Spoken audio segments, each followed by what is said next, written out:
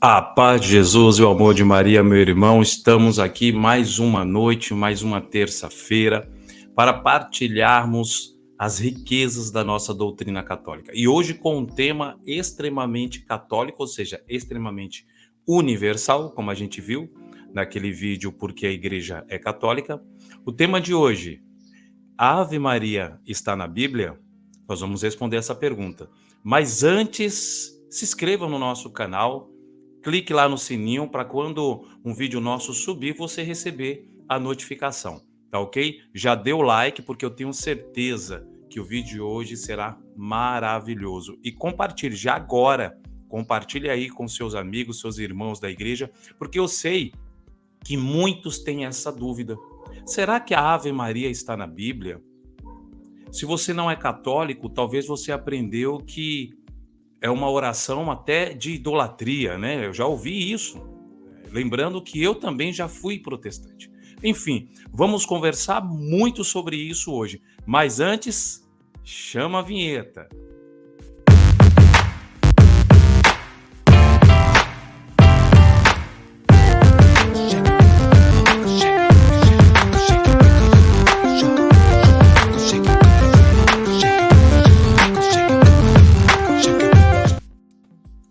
Viu só? Temos até vinheta agora no nosso canal. Tá melhorando, nós vamos melhorando aí a cada dia com a graça de Deus. Eu quero deixar aqui para vocês o seguinte: a ideia de trazer esse tema, não só para nós católicos saber o porquê nós oramos a Ave Maria, mas também para os nossos irmãos protestantes que muitas vezes têm dúvidas, né, do porquê a Ave Maria.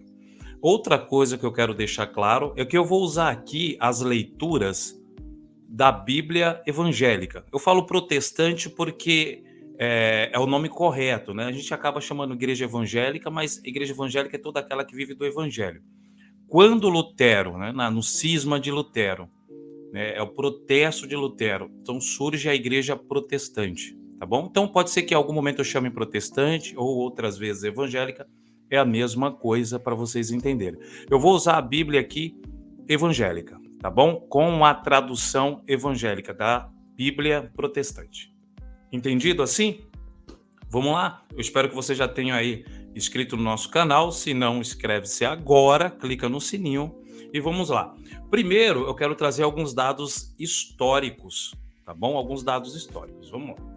Esta oração, que na época medieval era conhecida como saudação angélica, é uma oração composta de duas partes. Então, a Ave Maria é uma oração composta de duas partes. E veja só que na época medieval ela já era muito conhecida, chamada como saudação angélica.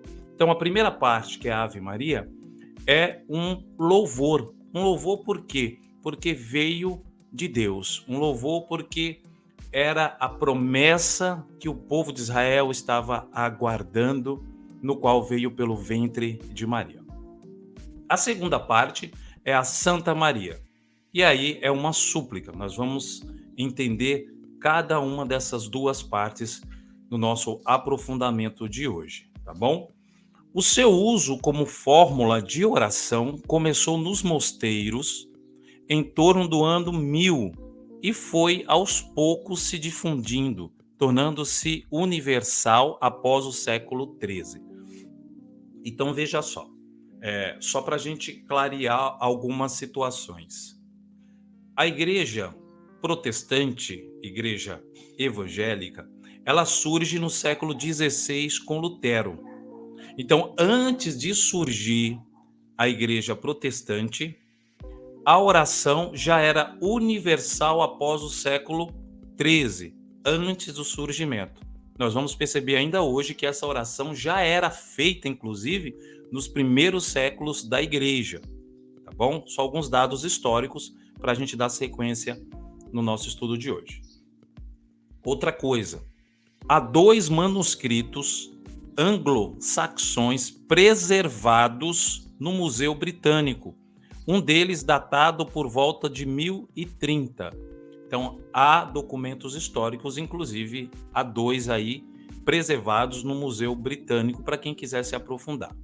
Lembrando sempre, O nosso aprofundamento aqui, ele não visa esgotar os assuntos. Aqui é só uma pitada para que você tenha curiosidade e aprofunde cada vez mais na nossa fé. Então, esse tema que nós vamos partilhar aqui hoje, você pode se aprofundar porque tem muita coisa no campo da teologia, da mariologia e da história mesmo, tá bom? Propriamente dito.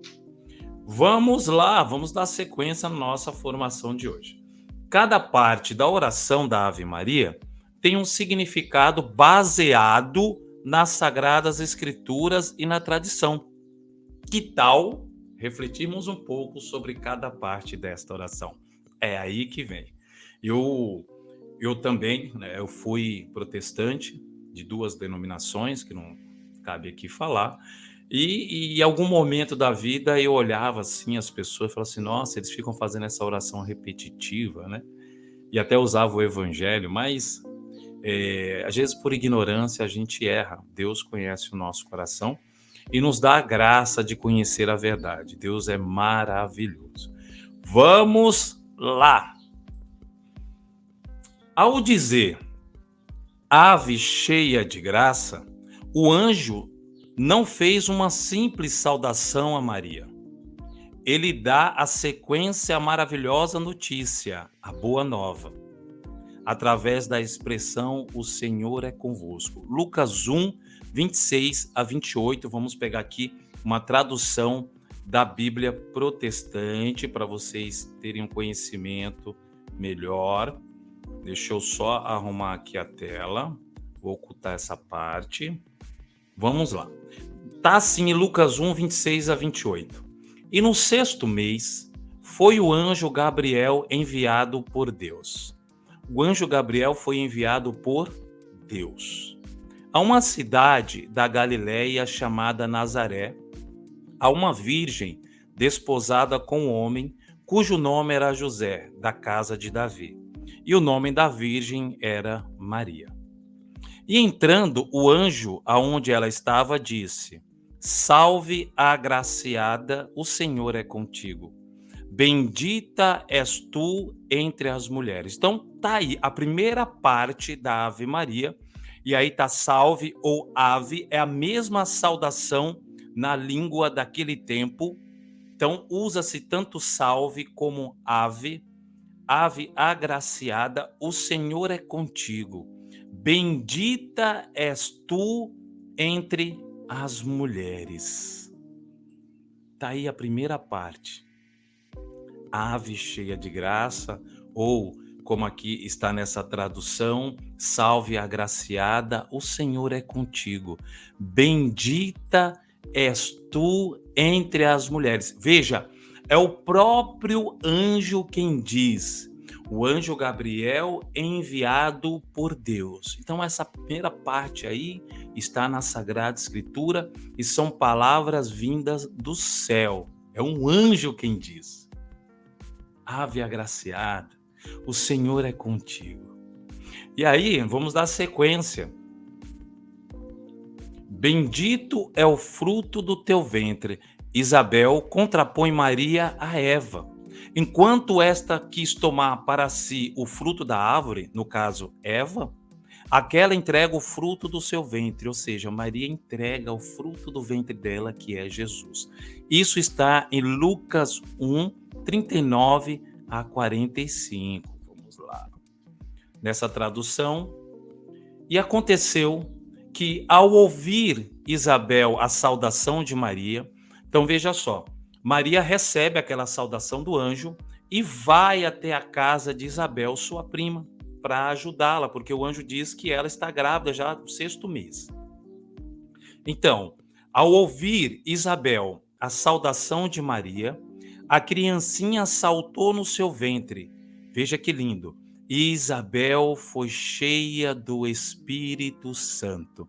Na hora que ela recebe a saudação, Isabel fica cheia do Espírito Santo e exclamou com grande voz. Veja, após ela ficar cheia, do Espírito Santo, ela exclama em grande voz ou em alta voz: Bendita és tu entre as mulheres, e bendito é o fruto do teu ventre. Olha aí, estamos completando aí a primeira parte. Ave cheia de graça, o Senhor é contigo. Bendito é o fruto do teu ventre. Olha, bendita és tu entre as mulheres e bendito é o fruto do teu ventre, Jesus. Quando nós oramos a Ave Maria, nós falamos assim: Ave Maria, cheia de graça, o Senhor é contigo. Bendita és tu entre as mulheres e bendito é o fruto do teu ventre, Jesus. A Ave Maria está aí claramente ensinada por Deus. Por que ensinada por Deus? Porque nessas duas pequenas partes que compõem a primeira parte da Ave Maria, vem do céu. Primeiro, pelo anjo enviado por Deus. Segundo, pelo Espírito Santo, que Isabel fica cheia. E olha, a palavra diz cheia do Espírito Santo. E exclamou em alta voz. O próprio Espírito Santo inspira Isabel a dizer: bendita és tu entre as mulheres, e bendito o fruto do teu ventre. Lindo, isso é lindo. E aí, ó, continua. De onde me provém isto a mim, que venha visitar-me a mãe do meu Senhor? Ora, quem é o Senhor de Isabel? Veja, Jesus não nasceu ainda. Quem é o Senhor de Isabel? É Deus.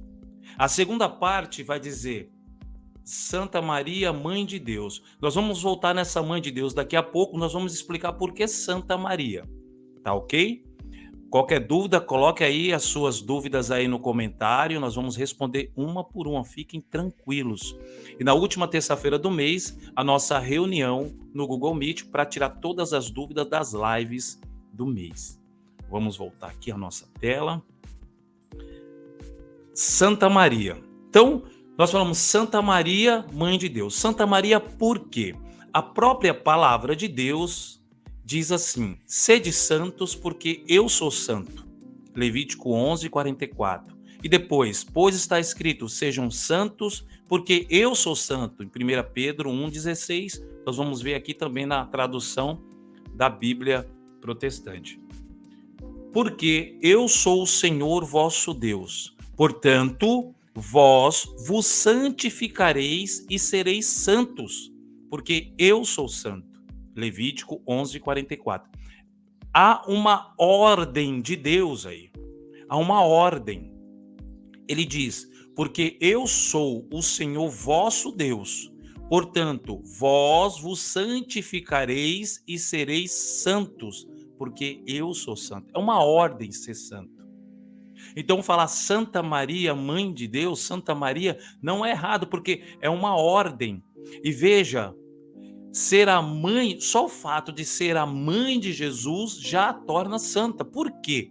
Porque se ela não fosse santa, por ordem natural, ela sendo pecadora, Jesus nasceria com pecado original, mas Jesus é isento de pecado porque ele é filho de Deus e ele é Deus. Então Maria é santa porque gera o santo dos santos. E também vai dizer lá em 1 Pedro 1,16, porquanto está escrito, sede santos, porque eu sou santo.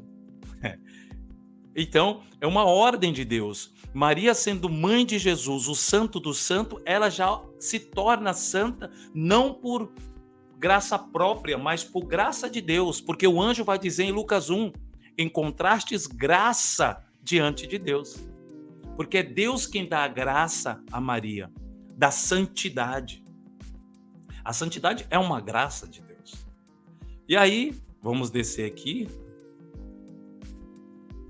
Mãe de Deus, de onde me vem esta honra de vir a mim a mãe do meu Senhor? Lucas 1:43, a gente leu lá que Isabel fala isso por inspiração do Espírito Santo. Ora, Jesus não havia nascido, então Jesus não tinha se tornado o Senhor dela, mas sim o Senhor do povo judeu é Deus. E ela chama Maria de mãe do meu Senhor. E lá, em João 1:1, vou voltar lá na tradução, tá bom? Para vocês me acompanharem. João 1:1 vai dizer assim: no princípio era o verbo. e o Verbo estava com Deus, e o Verbo era Deus. A Santíssima Trindade, Pai, Filho e Espírito Santo. Quando nós falamos Santa Maria nós já entendemos. Mãe de Deus, não porque ela cria Deus, mas gera Deus. Gera como? Gerando Jesus. Jesus que também é Deus. No princípio era o Verbo, e o Verbo estava com Deus. O Verbo é a palavra, o Verbo é Jesus. E o Verbo era Deus. O mistério da Trindade. O próprio Jesus vai dizer, eu e o Pai somos um. Então, quando nós falamos Santa Maria, Mãe de Deus, não é Mãe de Deus o Criador, ela não cria Deus, mas ela é Mãe de Deus, porque ela é Mãe de Jesus Cristo. Então, teologicamente, não há erro nenhum em falar isso, porque a própria Isabel, por obra do Espírito Santo, vai dizer isso. Que honra vir a mim a mãe do meu Senhor. E Jesus é Deus. Jesus é 100% homem e 100% Deus. Filho de Deus, mas Deus na sua essência. Este é o mistério da Trindade, no qual nós vamos estudar futuramente, baseado nos estudos de Santo Agostinho, sobre a Trindade. Então, Santa Maria, Mãe de Deus, rogai por nós, pecadores. Rogai por nós? Como assim, Hamilton, rogai por nós? Rogai por nós. Como viesse a faltar vinho, a mãe de Jesus disse-lhe, eles já não têm vinho. João 2:1. E depois nós vamos meditar lá em Apocalipse 8, quando diz, a fumaça dos perfumes subiu da mão do anjo, corações dos santos diante de Deus. Vamos lá, na palavra de Deus. Tá? Tudo aqui é baseado na Sagrada Escritura. Aqui em João, capítulo 2, versículo do 1 ao 3.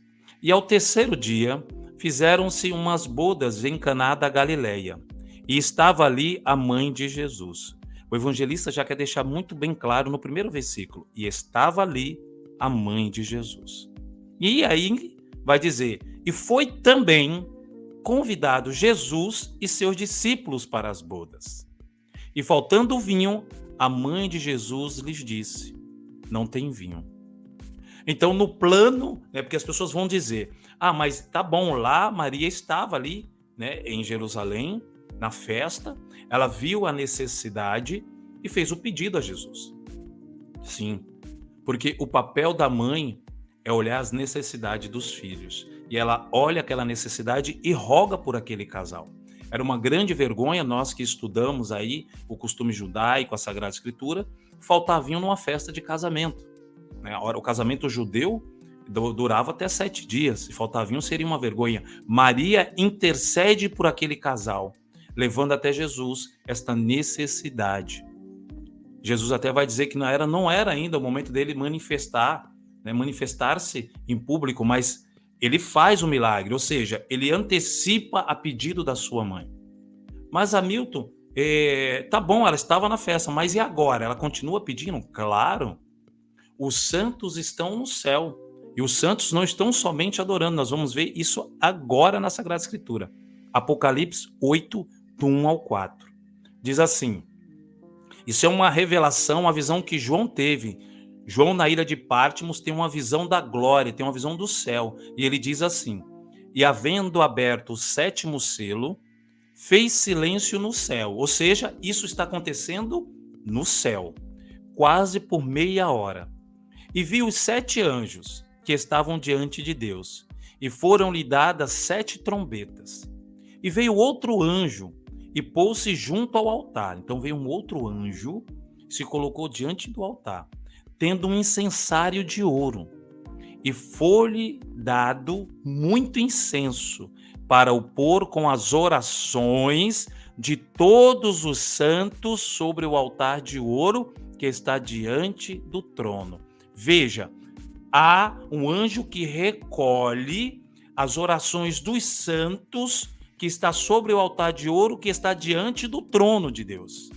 Então, os anjos estão lá e continua dizendo, e a fumaça do incenso subiu com as orações dos santos desde a mão do anjo até diante de Deus. As orações dos santos sobem até Deus. E a Sagrada Escritura não está dizendo de adoração, eles não estão adorando, eles estão orando. Porque os santos oram pela igreja militante. Eles estão na igreja triunfante. Que estão na glória é a igreja triunfante, já triunfou. Nós estamos na igreja militante. Teologia, estudar. Então, os santos estão orando. E as orações sobem até Deus. Mas, Hamilton, quem são esses santos? Então, vamos lá. Vamos buscar aqui mais algumas informações importantes. Lucas 17, do 1 ao 3. 17, de 1 a 3. Lá se transfigurou na presença deles, seu rosto brilhou como o sol, suas vestes tornaram-se resplandecentes de brancura. E eis que apareceram Moisés e Elias conversando com ele. Isso está em Lucas. Vamos lá pegar na tradução da Bíblia Protestante. Então vamos lá. Eu falei 17, mas é Lucas 9, 28 a 31. E aconteceu que quase 8 dias depois destas palavras, tomou consigo a Pedro, a João e a Tiago, e subiu ao monte a orar. E estando ele orando, transfigurou-se a aparência do seu rosto, e a sua roupa ficou branca e muito resplandecente. E eis que estavam falando com ele 2 homens, que eram Moisés e Elias, os quais apareceram com glória, veja, com glória, e falando da sua morte, a qual havia de cumprir-se em Jerusalém. Vamos lá, não vamos nem entrar no campo teológico, vamos entrar no campo da lógica. Moisés e Elias estão na glória. Moisés, nós sabemos que morreu, não foi encontrado o corpo, e Elias, ele foi arrebatado numa carruagem de fogo, tá bom? Então, se Moisés e Elias estão na glória, homens comuns, né? O próprio Moisés pecou e nós sabemos da história lá quando ele bate na rocha, por isso ele não entra na terra prometida. Se Moisés e Elias estão na glória, a mãe de Jesus não estaria? Responde para mim. Aquela que gerou o Filho de Deus, aquela que gerou Deus homem, não estaria na glória? O 4º mandamento da lei de Deus diz honrar pai e mãe. Jesus não honraria sua mãe com a glória? Ela se tornaria qualquer uma e aí Deus só usou Maria? É lógica, eu não vou entrar nem no campo da teologia para dizer que Maria também está na glória. Estando na glória está com os santos, porque no céu só ficam os santos orando. E o papel de Maria como mãe, e nós vamos ver no Evangelho de João, capítulo 19, versículo 25, quando Jesus entrega para Maria João e João para Maria, filho, eis aí tua mãe, mulher, eis aí teu filho. Nós conhecemos a cultura judaica. Se Jesus tivesse mais irmãos, ele não poderia dar Maria a outra pessoa, a não ser o filho mais novo ou o que ficaria como mais velho. Então, isso já deixa claro que ele entrega Maria para João, que representa a igreja, e diz a Sagrada Escritura que a partir daquele momento o apóstolo a levou para a sua casa. Então, o apóstolo, o discípulo, o amado de Jesus Cristo, aquele que leva Maria para a sua casa, para o seu coração, e teologicamente falando, a igreja nasce ali e Jesus entrega Maria como mãe da igreja. E mãe é aquela que cuida, mãe é aquela que olha as necessidades. Eu poderia ficar aqui horas e horas falando sobre Maria dentro do campo teológico e da mariologia, mas fica só essa questão para a gente partilhar. Então, nós falamos, Santa Maria, Mãe de Deus, rogai por nós pecadores, ela pode sim, agora e na hora de nossa morte. Amém. Agora e na hora de nossa morte, por quê? Porque agora Deus é o Deus do hoje, e por que na hora da nossa morte? Os doutores da igreja diz que no último momento é um momento de luta tremenda, onde o demônio vem tentar roubar essa alma. Há uma luta espiritual, uma batalha espiritual muito forte para aqueles que serviram a Deus no último instante. Então, quando o cristão pede, rogai por nós pecadores agora e na hora da nossa morte, porque nesse último momento, Maria, como aquela que encontrou graça diante de Deus, também pode rogar por nós como advogada. A igreja a tem como advogada. Ah, mas o Espírito Santo é? Sim, o Espírito Santo é o advogado. E Maria também é advogada porque ela advoga, porque ela pede por nós. Se você quiser aprofundar mais, entre nos estudos e procure Maria, advogada dos pecadores. Então, rogai por nós, pecadores, agora e na hora de nossa morte. Amém. Ficou muito claro que a Ave Maria, como a Santa Maria, está toda contextualizada na Sagrada Escritura. E a Ave Maria, principalmente, são trechos vindos do céu, por meio do anjo e por meio do Espírito Santo. Agora, o que acontece muitas vezes, meus irmãos? Quanto à dificuldade que os protestantes, nossos irmãos, têm com a oração da Ave Maria, é importante lembrar que a sua essência é apostólica. Ela não surgiu agora. Os primeiros, já os apóstolos, já tinham a prática da Ave Maria. Na Basílica da Anunciação em Nazaré, lá na gruta da Anunciação, onde acredita-se que o anjo anunciou a Maria, há um grafite, um escrito na parede do século III. Veja só, do século III. Já tinha um grafite ali na Basílica da Anunciação sobre a Ave Maria. Então, é de essência apostólica. A igreja primitiva já tinha ela como mãe. Já tinha ela como mãe. Tanto que a atitude filial a Maria é mais antiga que o próprio cânon do Novo Testamento. Sabia disso? Por quê? Primeiro, nós sabemos que o cânon, né, do Novo Testamento, os 27 livros do Novo Testamento, eles foram definidos pelos bispos católicos. Ela não caiu do céu assim, já separada em capítulos e versículos, não.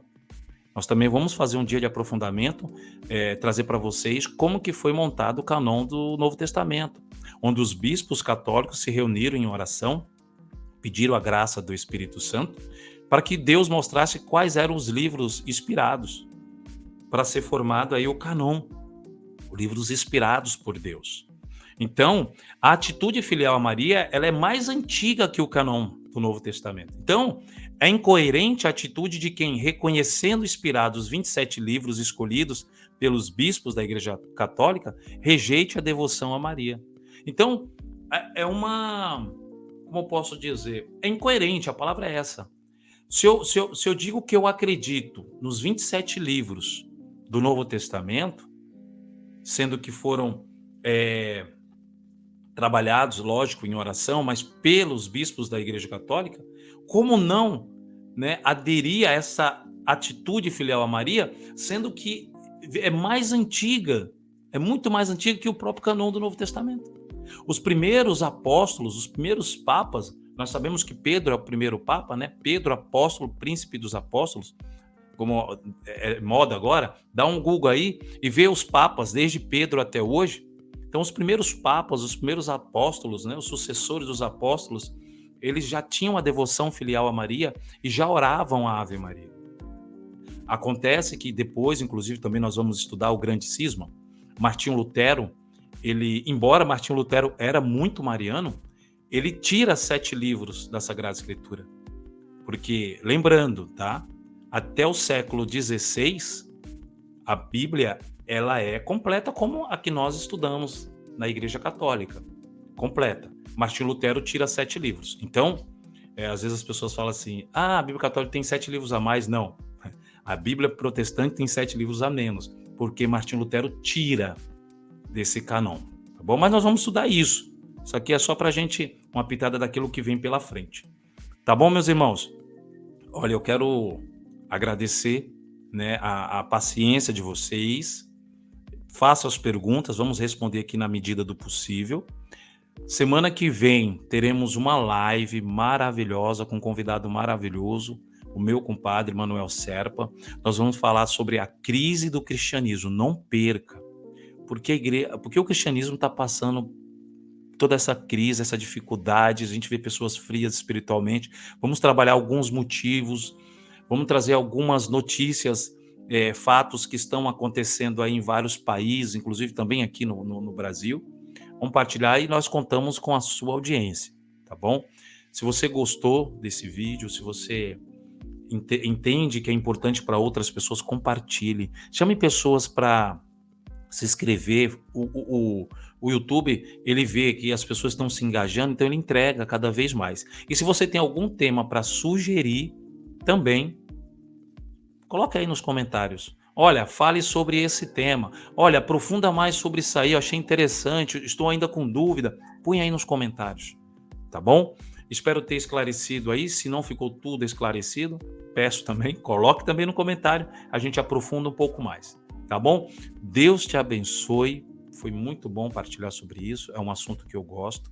Deus abençoe a sua família, a sua vida, o seu trabalho. Deus te dê uma vida maravilhosa.